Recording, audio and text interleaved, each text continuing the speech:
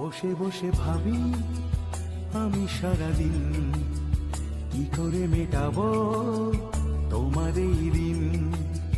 বসে বসে ভাবি আমি সারাদিন কি করে মেটাবো তোমার এই ঋণ। এ মনের ঘরে কবে ধীরে ধীরে, মনের ঘরে কবে ধীরে ধীরে আমি আজও পাগল